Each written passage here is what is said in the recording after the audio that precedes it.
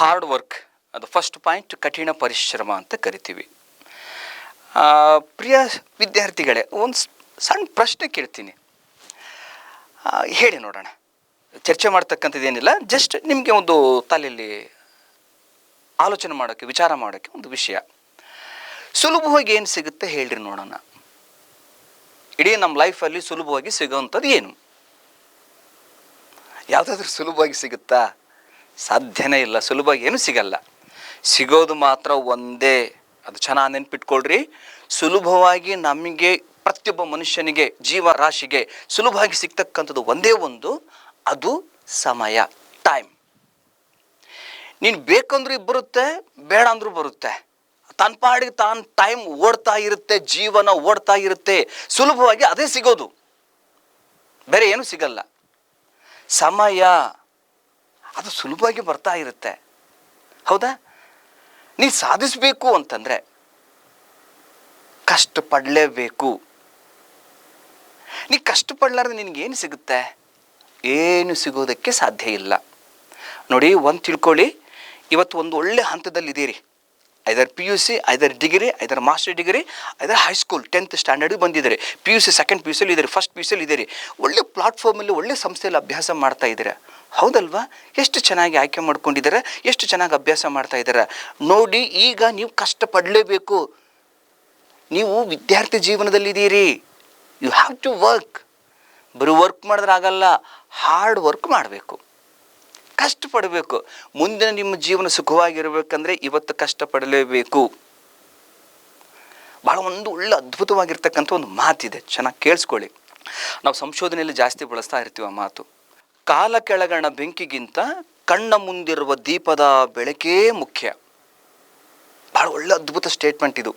ನಾನು ತುಂಬ ಕಡೆ ಸ್ಟೇಜಲ್ಲೆಲ್ಲ ಇದನ್ನೆಲ್ಲ ಬಳಸಿದ್ದೀನಿ. ತುಂಬ ಉಪನ್ಯಾಸಗಳಲ್ಲಿ ನಾನು ಈ ಮಾತನ್ನು ಜಾಸ್ತಿ ಬಳಸ್ತಾ ಇರ್ತೀನಿ. ಕಾಲ ಕೆಳಗಣ ಬೆಂಕಿಗಿಂತ ಕಣ್ಣ ಮುಂದಿರುವ ದೀಪದ ಬೆಳಕೇ ಮುಖ್ಯ. ಹಂಗಂದ್ರೆ ಏನು ಗೊತ್ತಾ? ನಿನ್ನ ಕಾಲ ಕೆಳಗಡೆ ಬೆಂಕಿ ಇದೆ, ಸುಡ್ತಾ ಇದೆ. ಆದರೆ ಆ ಬೆಂಕಿ ಸುಡುತ್ತಂತ ಬ್ಯಾಕ್ ಸ್ಟೆಪ್ ತಗೊಳ್ಳೋದಲ್ಲ, ಹಿಂದ್ಗಡೆ ಹೋಗೋದಲ್ಲ. ಆ ಕಣ್ಣೆದರಿಗೆ ನಿನಗೆ ದೀಪ ಕಾಣ್ತಾ ಇದೆ, ನಿನ್ನ ಗುರಿ ಕಾಣ್ತಾ ಇದೆ, ನಿನ್ನ ಕನಸು ಕಾಣ್ತಾ ಇದೆ. ಅದ್ರ ಕಡೆಗೆ ಹೋಗಬೇಕು ಅಂದರೆ ಈ ಬೆಂಕಿಯನ್ನು ತುಳ್ಕೊಂಡು ಹೋಗಲೇಬೇಕು, ಕಷ್ಟವನ್ನು ದಾಟ್ಕೊಂಡು ಹೋಗಲೇಬೇಕು. ಇಲ್ಲ ಸರ್, ನನಗದು ಸುಮ್ಮನೆ ಸುಂದರವಾಗಿ ಕಾಣ್ತಾ ಇದೆ, ನಾನು ಹೋಗಲ್ಲ ಅಂತಂದರೆ ನೀನು ಅಲ್ಲಿ ಮುಟ್ಟೋದಿಲ್ಲ, ಹೌದಲ್ವಾ? ಕಷ್ಟಪಡಲೇಬೇಕು. ಕಷ್ಟಪಡಲಾರ್ದು ಏನೂ ಬರಲ್ಲ. ಇಲ್ಲಿ ಒಂದು ಕ್ಯಾಪ್ಷನ್ ಕೊಟ್ಟೆ, ಇರುವಿಯಂತೆ ಕೆಲಸ ಮಾಡು, ವರ್ಕ್ ಲೈಕ್ ಆ್ಯನ್ ಆ್ಯಂಟ್. ಹೌದಾ? ಎಕ್ಸಾಂಪಲ್ ಇಲ್ಲಿ ನೋಡಿ, ಬಹಳ ಚೆನ್ನಾಗಿದೆ. Ants are capable of carrying loads 10 to 15 times their own body weight. ಅಲ್ಲಿ ಕಾಣುತ್ತಲ್ವಾ, ಎಷ್ಟು ಚೆನ್ನಾಗಿ ಕಾಣ್ತಾ ಇದೆ. ಒಂದು ಇರುವೆ ತನ್ನ ದೇಹದ ತೂಕಕ್ಕಿಂತ 10 ರಿಂದ 50 ಪಟ್ಟು ಹೆಚ್ಚು ಭಾರನ ಒತ್ಕೊಳ್ತಕ್ಕಂಥ ಶಕ್ತಿ ಇರುತ್ತೆ ಅದಕ್ಕೆ. ಇದು ಪ್ರಪಂಚ, ಇದು ಪ್ರಕೃತಿ, ಇದು ಭಗವಂತನ ಸೃಷ್ಟಿ, ಹೌದಾ?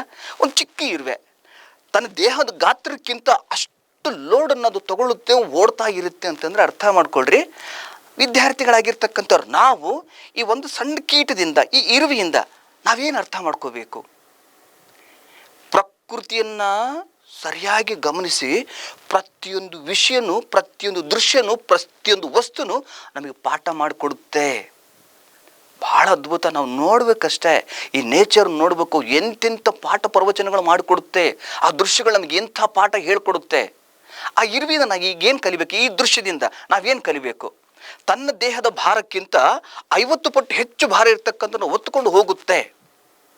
ಅರೆ, ನಾವು ಸ್ಟೂಡೆಂಟ್ಸ್ ಅಲ್ವಾ? ಹೈಸ್ಕೂಲಲ್ಲಿ ಇದ್ದಾಗ ನಮ್ಮ ಬ್ಯಾಗನ್ನು ನಾವು ಒತ್ಕೊಳಕ್ಕೆ ಓದಾಡ್ತಾ ಇರ್ತೀವಿ. ಅರೆ, ಡಿಗ್ರಿ ಬಂದೀವಿ ಹೇಗೆ? ಒಂದು ಸಿಂಪಲ್ ಒಂದು ಬ್ಯಾಗು, ಜಸ್ಟ್ ಪುಸ್ತಕ ಇಟ್ಕೊಂಡು ಬರ್ತೀವಿ. ಯಾಕ್ರಿ? ನಮ್ಮ ಲೋಡ್ ನಾವು ತೊಗೊಳಕ್ಕೆ ನಮ್ಮ ಕೈಲಿ ಆಗ್ತಾ ಇಲ್ವಾ? ಕಾಲೇಜ್ ಮಕ್ಕಳು ಹೇಳಿರ್ತಾರೆ ನೋಡಿ, ಕಾಂಪಿಟೇಟಿವ್ ಒಂದು ಕ್ಲಾಸ್ ತೊಗೊಳ್ತೀವಿ, ಎಸ್ ಇಂಥ ಮೆಟೀರಿಯಲ್ ತೊಗೊಂಬನ್ನಿ, ಅದು ಭಾರ ಆಗುತ್ತೆ ಅಂತೇಳಿ ಬಿಟ್ಟು ಬರ್ತಾರೆ. ನಾ ಹೇಳಲಾ, ಒಂದು ಸತ್ಯ ಹೇಳಲಾ? ಇವತ್ತೆಷ್ಟೋ ಮಕ್ಕಳು ರೆಸಿಡೆನ್ಷಿಯಲಲ್ಲಿ ಅಭ್ಯಾಸ ಮಾಡ್ತಕ್ಕಂಥ ಮಕ್ಕಳು ನಾನು ನೋಡಿದ್ದೀನಿ. ಹಾಸ್ಟೆಲಲ್ಲಿ ಇರ್ತಾರೆ, ರೂಮ್ ಇರುತ್ತೆ, ಕ್ಲಾಸ್ ಇರುತ್ತೆ. ಕ್ಲಾಸ್ ರೂಮಲ್ಲಿ ಇಡೀ ಪುಸ್ತಕನೆಲ್ಲ ರಾಶಿ ಇಲ್ಲಿ ಹಾಕಿರ್ತಾರೆ. ಯಾಕೆ? ಇದನ್ನು ಹೊತ್ಕೊಂಡು ಹೋಗೋದು ಕಷ್ಟ ಸುಮ್ಮನೆ ಹಾಸ್ಟ್ಲಿಗೆ. ಅಲ್ಲಿದ್ದ ತಿರ್ಗಾ ತೊಗೊಂಬರ್ಬೇಕಲ್ವ, ಅದು ಕಷ್ಟ. ಎಲ್ಲ ಇಲ್ಲೇ ಇದ್ಬಿಟ್ರೆ ಆಯ್ತಲ್ವಾ? ಅದೇನು ಶಿಸ್ತಿರಿ? ಅದು ತಪ್ಪಲ್ವಾ? ಐದರ್ ಡೇ ಸ್ಕಾಲರ್, ಹೌದಾ? ಡೇ ಸ್ಕಾಲರ್ ಬರ್ತಾರೆ, ಡೇ ಸ್ಕಾಲರ್ ಬರ್ತಾರೆ ಕ್ಲಾಸಿಗೆ. ಇವತ್ತಿಂಥ ಫಿಸಿಕ್ಸು ಇಂಥ ಮೆಟೀರಿಯಲಿಂದ ಇಷ್ಟು ಪ್ರಾಬ್ಲಮ್ಸ್ ಮಾಡ್ತಾರೆ, ಮ್ಯಾಥಮೆಟಿಕ್ಸ್ ಇಷ್ಟು ಪ್ರಾಬ್ಲಮ್ಸ್ ಮಾಡ್ತಾರೆ ಹೇಳಿರ್ತಾರೆ. ಆ ಪುಸ್ತಕ ಓದ್ಕೊಂಡು ಬರೋಕ್ಕೂ ನಮ್ಗೆ ಕಷ್ಟ ಆಗುತ್ತೆ. ಯಾಕೆ ಹೇಳೋ, ಪಕ್ಕದಾಗ ಯಾರೋ ಫ್ರೆಂಡ್ಸ್ ತಂದಿರ್ತಾವೆ ನೋಡ್ಬಿಟ್ರಾಗುತ್ತೆ. ಅರೆ ನಮಗೆ ಶ್ರದ್ಧೆ ಇಲ್ಲ, ಶಿಸ್ತಿಲ್ಲ ಅಂತಂದರೆ, ನಮ್ಮ ಭಾರನ ನಾವು ಒತ್ಕೊಳ್ತಾ ಇಲ್ಲ ಅಂತಂದರೆ, ಭಾಳ ಸಿಂಪಲ್ ಕ್ಯಾಲ್ಕುಲೇಷನ್. ನೀ 50 kg ತೂಗ್ತಾ ಇದೆಯಾ, 50 kg ಭಾರನ ಒತ್ಕೊಳ್ಳೋಷ್ಟು ಶಕ್ತಿ ನಮಗಿಲ್ವಾ? 10 ಪಟ್ಟು ಬಿಟ್ಟಾಕ್ರಿ, 50 ಪಟ್ಟು ಬಿಟ್ಟಾಕ್ರಿ, ಆ ಇರುವಿನ ನೋಡಿ ಕಲೀರಿ. ಹೇಗೆ? ನಮ್ಮ ಭಾರವನ್ನು ನಾವು ಹೊರಲೇಬೇಕು. ನನ್ನ ಪುಸ್ತಕ, ನನ್ನ ಮ್ಯಾಥಮೆಟಿಕ್ಸ್, ನನ್ನ ಫಿಸಿಕ್ಸ್, ಎಸ್ ನಾವು ಹೊರಲೇಬೇಕು, ನಾವು ಭಾರ ತಗೊಳ್ಳೇಬೇಕು. ಅದು ಕಠಿಣ ಆಗುತ್ತೆ ಸರ್, ಕಷ್ಟ ಆಗುತ್ತೆ ಸರ್. ಅರೆ ಕಷ್ಟ ಯಾಕ್ರಿ ಆಗುತ್ತೆ? ಒಂದು ಕೀಟ ಮಾಡುತ್ತಲ್ವ ಕೆಲಸ, ಯಾಕ್ರಿ ಕಷ್ಟ ಆಗುತ್ತೆ? ಆ ಭಾರ ತಗೋ, ಅರ್ಥ ಮಾಡ್ಕೋ, ದುಡಿ. ಎಂಥ ಚೆನ್ನಾಗಿ ಹೇಳ್ಕೊಡುತ್ತೆ ಆ ಒಂದು ಇರುವೆ, ನಮಗಷ್ಟು ಪಾಠ ಮಾಡಿಕೊಡುತ್ತೆ. ಹೌದಲ್ವಾ? ಏನೇ ಭಾರ ನಿಮ್ಮ ತಲೆ ಮೇಲೆ ಹಾಕಿದ್ರು, ಇಲ್ಲ ಸರ್ ಸೈನ್ಸ್ ತೊಗೊಂಡ್ಬಿಟ್ಟಿನಿ ಸರ್, ತುಂಬ ಕಷ್ಟ ಆಗುತ್ತೆ ಸರ್. ಏನು ಕಷ್ಟ ಆಗುತ್ತೆ ಸರ್? ಫಿಸಿಕ್ಸ್ ಅರ್ಥನೇ ಆಗ್ತಾ ಇಲ್ಲ ಸರ್. ಅದು ಭಾರನಾ? ಸರಿ ತಗೋ, ಭಾರ ತಗೋ, ಹೊತ್ಕೋ, ಫಸ್ಟು ಮನಸ್ಸು ಸಿದ್ಧ ಮಾಡ್ಕೋ. ಅದು ಯಾಕೆ ಅರ್ಥ ಆಗಲ್ಲ? ಎಸ್, ಆ ಭಾರ ನಿನ್ನ ತಲೆಯೊಳಗೆ ಆರಾಮಾಗಿ ಇಳ್ಕೊಂಡು ಹೋಗ್ತಾ ಇರುತ್ತೆ. ಅರ್ಗಿಸ್ಕೊಳ್ತೀಯ ಭಾರನ. ಹೌದಲ್ವಾ? This is the first point. ಭಾರ ಹೊತ್ಕೊಳ್ಳೋಕ್ಕೆ ನಾವು ತಯಾರಿರ್ಬೇಕ್ರಿ. ಯಾಕೆ? ನಾವು ಸ್ಟೂಡೆಂಟು. ಈಗಲೇ ಆ ಭಾರನ ಜಾಡಿಸ್ಕೊಳ್ತೀವಿ, ಅಯ್ಯೋ ನನ್ನ ಕೈಲಿ ಆಗಲ್ಲ ಅಂತ ಭಾರನ ತೆಗೆದು ಕೆಳಗಡೆ ಇಟ್ಟಿ ಅಂತಂದರೆ ನೀನು ಲೈಫಲ್ಲಿ ಉದ್ಧಾರ ಆಗೋಕ್ಕೆ ಸಾಧ್ಯನೇ ಇಲ್ಲ. ಇದು ಬರ್ಕೊಡ್ತೀನಿ. ಯಾಕೆ ಉದ್ಧಾರ ಆಗಲ್ಲ? ಈಗಲೇ ಆ ಭಾರನ ತಗೊಳ್ದೇ ಇರ್ತಕ್ಕಂಥ ನೀನು ಹೆಂಗ್ರಿ ಅದನ್ನು ನೀವು ಮುಂದೆ ಜೀವನದಲ್ಲಿ ಏನು ಕಷ್ಟಗಳು ಬಂದಾಗ ಫೇಸ್ ಮಾಡ್ತಾರಂತ ಗ್ಯಾರಂಟಿ ಇರುತ್ತೆ? ಇವತ್ತು ತಾಕತ್ತು ತಗೊಳ್ರಿ, ಒತ್ಕೊಳ್ರಿ ಭಾರನ. ಏನು ಕೆಲಸ ಇದೆ? ಇಷ್ಟೇ. ಇವತ್ತೆಲ್ಲೋ ಹಳ್ಳಿಯಲ್ಲಿ ಜೀವನ ಮಾಡ್ತಕ್ಕಂಥ ಮಕ್ಕಳು ಸೈಕಲ್ ತುಳ್ಕೊಂಡು ಹೋಗಿ ಏನು ಮಾಡ್ತಾರೆ, ಪೇಪರ್ ಹಾಕಿ ಬಂದು ಕ್ಲಾಸಿಗೆ ಬರ್ತಾರೆ. ಸಂಜೆ ಮೊದಲು ಜೆರಾಕ್ಸ್ ಶಾಪಲ್ಲಿ ಕೆಲಸ ಮಾಡ್ಕೊಂಡು ವರ್ಕ್ ಮಾಡ್ತಾ ಇರ್ತಾರೆ. ಯಾಕೆ? ಅವ್ನ ಕಷ್ಟ ಇದೆ, ಬಡತನ ಇದೆ ಅಂತಕ್ಕಂಥದ್ದು ಅವನು ಓದ್ತಕ್ಕಂಥ ಭಾರವನ್ನು ಅವನು ತಗೊಳ್ತಿದ್ದಾನಲ್ವಾ? ಅದು ಯಾಕ್ರಿ ತಗೊಳ್ಳಲ್ಲ? ತಗೊಳ್ಳೇಬೇಕು. ಸೊ ಡಿಯರ್ ಸ್ಟೂಡೆಂಟ್ಸ್, ಆ ಇರುವಿಯಿಂದ ನಾವು ಕಲಿತಕ್ಕಂಥದ್ದು ತುಂಬ ಇದೆ. ಭಾರನ ನಮ್ಮ ಶಕ್ತಿ ಏನಿದೆ ಅಲ್ವ ತಗೊಳ್ರಿ. ಅದು ಭಾರ ಆಯ್ತಂತ ಕೆಳಗಡೆ ಇಡಬೇಡ್ರಿ, ಅದು ಸೋಲಾಗುತ್ತೆ. ಇನ್ನು ಜೀವನದಲ್ಲಿ ಸಕ್ಸಸ್ ಆಗಲ್ಲ. ಅದು any subject, anything. The next ಸ್ಲೈಡಲ್ಲಿ ನಾವು ಚೆಕ್ ಮಾಡ್ಕೊಳ್ಳೋಣ. ಈ ಚಿತ್ರ ನೋಡಿ, ಇದು ಬಹಳ ತುಂಬ ಸೊಗಸಾಗಿರ್ತಕ್ಕಂಥದ್ದು. ನೀನು ಸೋಮಾರಿಯಾಗಿದ್ದರೂ ಇರುವೆಗಳ ಹಿಂದೆ ಹೋಗು, ಅವುಗಳ ಜಾಡು ಹಿಡಿದು ಜಾಣನಾಗು. ಮನುಷ್ಯ ತುಂಬ ಲೇಜಿ ಆಗಿಬಿಡ್ತಾನೆ. ಈಗೀಗಂತೂ ಮೊಬೈಲ್ ಬಂದಮೇಲಂತೂ ಒಂದಿಷ್ಟು ರೀಲ್ಸ್ ನೋಡ್ತಾ ಅವನು ಅರ್ಧ ತಾಸು ಹೋಗುತ್ತೆ, ತಾಸು ಹೋಗುತ್ತೆ, ಎಷ್ಟು ಬೇಕಾದ್ರಷ್ಟು ಹೋಗುತ್ತೆ. ಡಿಯರ್ ಸ್ಟೂಡೆಂಟ್ಸ್, ಈ ಸೆಷನ್, ಈ ಕಲಿಕೆ, ಈ ಲರ್ನಿಂಗ್ ಪ್ರೋಸೆಸ್ ಕಂಪ್ಲೀಟ್ ಆದಮೇಲೆ, ಈ ವಿಡಿಯೋ ಕಂಪ್ಲೀಟ್ ಆದಮೇಲೆ ನಾನು ನೆಕ್ಸ್ಟ್ ವಿಡಿಯೋ ನಾನು ಮಾಡ್ತಿರ್ತಕ್ಕಂಥದ್ದು ಬೇರೆ ಯಾವುದೂ ಅಲ್ಲ. ನಾನು ಹೇಗೆ ಅಭ್ಯಾಸ ಮಾಡಬೇಕು, ನಾನು ಡೈರೆಕ್ಟ್ ಪಾಯಿಂಟಿಗೆ ಬರ್ತೀನಿ. ಈಗ ಲರ್ನಿಂಗ್ ಪ್ರೋಸೆಸ್ ಎಲ್ಲ ಹೇಳ್ಕೊಟ್ಟಾದ್ಮೇಲೆ ಅಭ್ಯಾಸ ಹೇಗೆ ಮಾಡಬೇಕು, ಹೇಗೆ ಮನನ ಮಾಡ್ಕೋಬೇಕು, ಹೇಗೆ ನೆನಪಿಟ್ಕೋಬೇಕು, ಅದು ಪ್ರತಿಯೊಂದು ಡೀಟೇಲ್ ಎಲ್ಲ ಕೊಡ್ತೀನಿ. ಬಟ್ ಇವತ್ತು ಈ ಕಂಟೆಂಟಿನ ಮೇಲೆ ಹೋಗ್ತಾ ಇರ್ತೀನಿ. ಒಂದು ಇರುವೆ ನೋಡ್ರಿ, ಮನುಷ್ಯ ಎಷ್ಟು ಸೋಂಬೇರಿ ಆಗ್ತಾನೆ.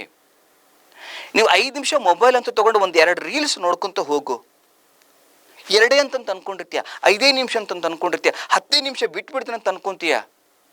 ಆ 10 ನಿಮಿಷ 1 ಅವರ್ ಎಷ್ಟು ಕ್ವಿಕ್ಕಾಗಿ ಆಗುತ್ತೆ ಗೊತ್ತಾ? ನೀನು ಪುಸ್ತಕ ಓದೋಕ್ಕೂ ಮನಸ್ಸು ಬರಲ್ಲ. ಅದೇ ಗುಂಗಲ್ ಮುಳುಗೇ ಬಿಟ್ಟಿರ್ತೀವಿ. ಸೋಂಬೇರಿಗಳಾಗ್ತಾ ಇದ್ದೀವಿ.